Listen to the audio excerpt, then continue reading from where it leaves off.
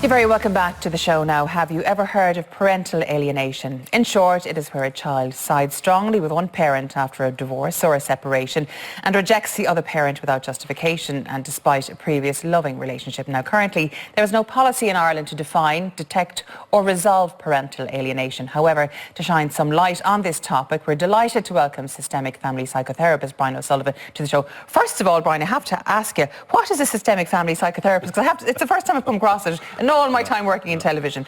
Okay, so fair enough. So systemic family psychotherapy is a particular modality that focuses on families and focuses on what we refer to relational phenomena. Yeah. So while we accept that there might be biological causes of psychological disturbance or there might be chemical reasons behind that, also in addition to that we will put forward the idea that how we are and how we present in our relationships can cause psychological and emotional distress as well. Okay, so it's not about one person, it's about that and the ramifications of an entire system really. Absolutely. Here. Yeah. Yep. Parental alienation, yes. I suppose we didn't, maybe going back in yonder years, Irish people didn't get divorced. Yes. They stayed together all the time and we didn't have, I suppose, the problems we do have with marriage breakdown that we do, I suppose, more and more often nowadays. But what is the direct cause of parental alienation and what exactly is it? Because it's not just a black and white issue, is it really? Yes, so the first thing to say is that parental alienation is considered a relational phenomenon. It has actually been around for quite a long time. So to give you an example, it's often said that Charles Dickens alienated his children from his wife. There's even biblical references. Some people would say that there are biblical references to it, such as the choice of Solomon, I think. Oh yes, of course, yeah. And then more recently, back in 1914, Albert Einstein was probably the first to use the term alienation when he wrote about his relationship with his children after his marriage broke down. Yeah, he had a terrible relationship. Yes, so it's actually been around for quite a long time. Now, more recently, it's been indexed in the WHO, the World Health Organization's International Classification of Diseases, just earlier this year. And so that's really, really helpful in terms of generating awareness around this, because one of the big challenges we have, certainly in Ireland at the moment, is that mental, social and legal professionals and practitioners simply are unwittingly uninformed about this phenomenon. And so when families present in their clinics and in their offices, these dynamics are emerging in front of their eyes and they're not actually seeing it, which is a real problem because early intervention is optimal in terms of the outcomes for the children who are caught up in this. Exactly, and it is the children. And yes, a lot of separations, divorces, splits are very acrimonious. The parents can hate the sight of each other, and it's difficult, I suppose, for children not to pick up on that. But what is the difference between I know there's no such thing as an average breakup, but a breakup where the parents can't stand each other, but the parents care about the children and don't show them. What's the difference between that and when a parent is actively encouraging this sort of split? Yes. And that's where the major problem comes in this, isn't it? Absolutely. So what we have is one parent, and I suppose it's helpful to say that this is something that happens to mums and dads. But essentially what happens is one parent will make a very conscious decision to recruit the child into an alliance with them and weaponize the child with the express intention of erasing the other parent from the child's life for the rest of their days. But what's really interesting is that it's not just the parent that gets erased for no good reason. The one half of the grandparents, the aunts, the uncles, the cousins, even friends of the rejected parent will be inexplicably erased. And what we have is children will typically present and say things like, well, I never want to see my mammy ever again, or I never want to see my daddy ever again. And when we ask why, we end up being given frivolous reasons or rationalizations for a child's rejection. And it kind of leads us on to a point around the voice of the child. So at the moment, it's considered really, really helpful to embrace the voice of the child. But I have an idea that the voice of the child is just that. It's not a choice. We have very good reasons why we don't allow children to smoke, vote, join the army, so on and so forth.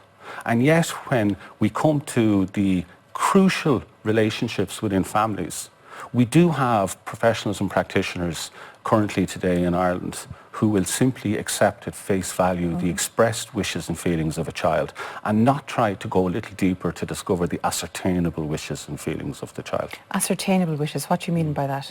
So let me give you a simple example. very often the children were presented with what we call scripted, rehearsed language. So I recently had a 10-year-old female who said to me, under Article 12 of the United Nations Convention on the Rights of the Child, I never have to see my mammy again. She said that? Yeah. And so very clearly we can see straight away there that there's likely to be a disconnect between the expressed wish and feeling and a child's true wishes and feelings. But in addition to that, the Canadian family law system conducted a longitudinal study that ended in 1999.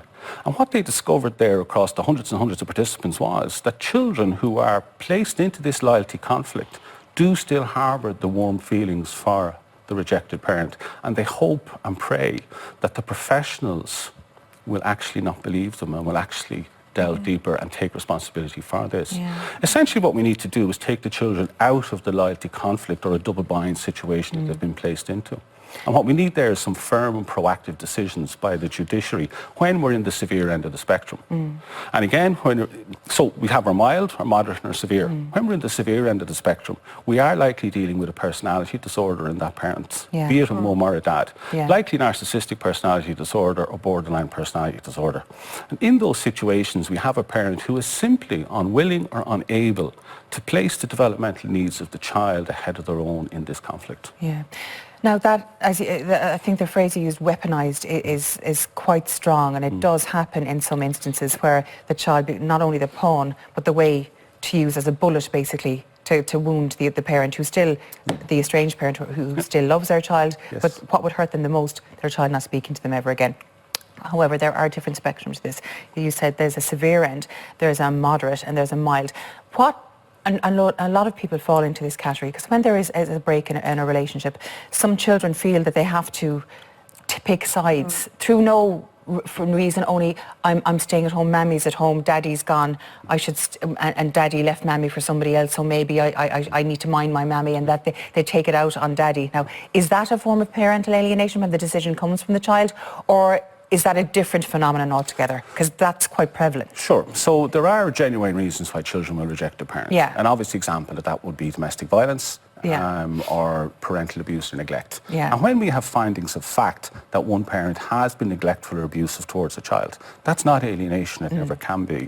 When we are in the space of alienation, what we have is many allegations being levelled by one parent at the other. And we know very, very clearly, men will typically allege that mothers are physically or emotionally neglecting a child, and mothers will often allege that dads are sexually abusing their child. These allegations are without foundation. And when we're in the space of alienation, these allegations are false and unsubstantiated in up to 80% of these cases. But regrettably, well, not regrettably, understandably, when we have allegations like that levelled, services and agencies have to come in and ensure the safety of the child. The difficulty is that it can take 12 months or more for those investigative processes to reach a conclusion. And during that time, the contact between the parent and the child is terminated. Which is why it is so important that the WHO has classified it as a disease, because if this is recognised as such, then the legal profession, the medical profession, they have to go straight in and go, right, there's something happening here. It needs to be acted on immediately and not put on the long finger like perhaps your normal, so-called normal cases when neglect or abuse is alleged. Absolutely. And so education is one of the key pillars there around that. And so on our platform, parentalalienation.eu, we have a number of training opportunities there, accredited and evidence-based training opportunities. But also in that, I suppose, thread of education, we've partnered with a Northern Ireland domestic violence charity, La Dolce Vita, it's called, in Derry. And what we're doing is we're delivering an international conference in April 2020 in association with La Dolce Vita. And on the 21st of April, we'll be in Croke Park, and then on the 23rd of April, we'll be in Derry. And the idea there is to bring together legal, social and mental health practitioners across all parts of this island to start making some informed choices and decisions around this phenomenon that privileges the outcomes and welfare for children. Because if you have a child in your care at the moment that's going through that, I mean, what can you actually do? Is it a police issue? Is it a solicitor issue? Is it, like, what can you do if that's happening right now? So again, it depends on where we are. If we're on the mild end of the spectrum, very often we can work with parents, because sometimes when we get caught up in conflict, we're human. Sometimes we can get overwhelmed with the conflict. And so the alienating behaviours might be present in the early stages, but they're unconscious. And so when we have two parents who are willing and able to motivate their behaviour change, to place the emotional and psychological welfare of children first, it's incredibly easy to arrest this development further along the spectrum. The challenge is that when we get into the severe end of the spectrum, we're likely dealing with a parent who's pathologically determined to erase a child from the other parent's life. Yeah. And of course, what's also not mentioned a huge amount is the pervasive psychological and emotional harms to children, not just now, but across their lifespan and on into future generations. That's what I was actually just about to bring up with you, because we think of a divorce, we think of children of divorce, of separation, and the traumas they may go through, and we think of small, maybe primary, secondary, and that's it there. But this sort of behaviour has ramifications well into adulthood, and we've had an email into us just this morning from somebody. It's a terribly sad situation, and this woman, she's been a victim of this for 35 years. Her daughter was 13 when it began. She's now 48. She lives in Florida. The father lives in California and the mother lives in Ireland. When they divorced in California, he told me he would make sure that she never came back to me, and he's done that now. And because of this, her daughter has had a lifetime of substance abuse, suicide attempts, and it's gone on. It's a very long email, but it's so tragic, because even now this daughter will not have a word said about her father, even though to get back at the mother, he has ruined his child's life. And this is what we're looking at. At 48, her life is, and I suppose people going through that now, and if they're using their children in such a manner, they're going to damage them hugely for future. Absolutely, and we know informed practitioners know very well the psychological, emotional and physical harms that this causes to children, as I was saying, across their lifespan.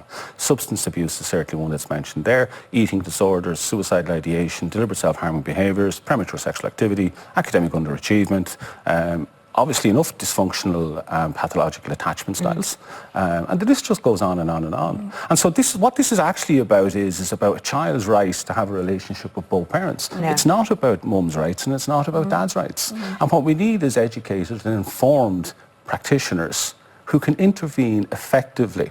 One of the key messages from this particular contributor this morning was that it took so long for her to actually realise that this is a thing.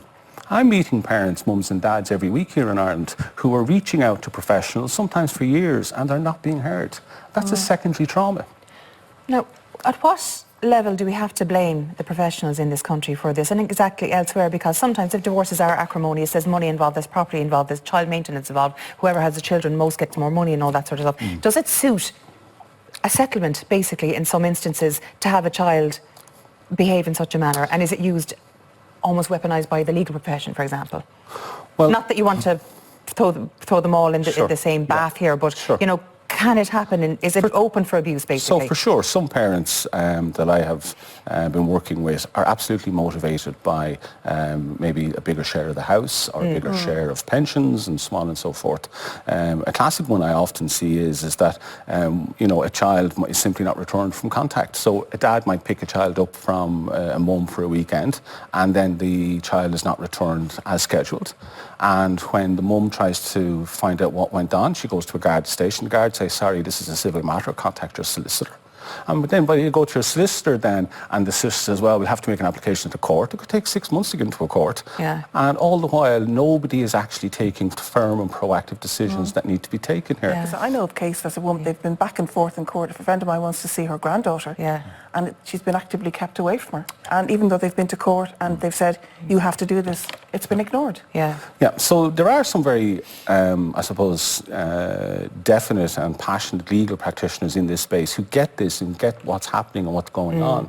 But we are dealing with an adversarial system that has systemic barriers in it, which perhaps maybe can be unhelpful when we are trying to navigate this space. Essentially what's required is, in the severe end of the spectrum, what's required is proactive and firm decisions by the judiciary in collaboration with informed mental health practitioners. Have you, I suppose, if we have to bring this back to the basics, how you have a child or children who previously loved their parents, still loves their parents. Have you ever come across a situation where if the parent who is inflicting their opinions on the child is taken out of the equation and perhaps the other parent is brought in, how does the balance affect then, and what is it like Yes, so Can you once witness that? Sure, so once we can be, informed practitioners will know very, very clearly that we are dealing with psychological and emotional child abuse in the severe end of the spectrum here. So it needs to be viewed as that, and it needs to be responded to in the same way that we would respond to other forms of child abuse. The difficulty is that certainly here in Ireland, it's perhaps considered less harmful than other forms of abuse. Yeah. And that's an erroneous position because essentially what's happening is that the child has been placed by one parent into a position where they must consistently demonstrate their loyalty to that parent over But the if rejected they're parent. in an office situation or going through therapy or something like that, and maybe mother and daughter is there, or mother and father and daughter is there, and if the parent is removed from the situation, the first one, and the other one comes in, do they say face to face? Are they, no, I still hate you, Mammy, I still hate you, Daddy? Or what? That's what I'm interested in here, because let me give you an example. It humanises it a little. Sure, let me give you an example. Not in this jurisdiction. I was recently working with a family who had a 6-year-old female. And the dad and 6-year-old presented into the office with me, and the 6-year-old was very clear that she never wanted to see her mother ever again. Now, the reasons she was given were frivolous and vexatious and so on and so forth. But what I did then was I facilitated the child to ensure that the child saw dad leaving not just the office, but also the building. Right? And then I introduced mum. And the 6-year-old instantly embraced mum and started kissing her and hugging her and telling her how she missed her. Even though only 20 minutes earlier, that same child was standing beside dad telling me she never wanted to see her mother ever again. And so that can be when we're in the severe end of the spectrum, some of the firm decisions that are required to motivate behaviour change in the pathological parent, it can include that idea of taking the child out of that loyalty conflict and giving the child the freedom to be themselves and to be 6 years of age or 8 years of age or 10 years of age. And love both their parents. Absolutely. Yeah. I could talk to you about this all day. Unfortunately, we're after going way over time. If anyone wants to contact you or get more information on this, how do they do so? So my practice is based at the Connolly Counselling Centre. We can contact that. The phone number there is 01 2100 600. Yeah, so that's how people get in contact with them. And parentalalienation.eu is the platform. Parentalalienation.eu. Thank you so much for joining us on the show. Thank you. It's been very informative. Now we have to take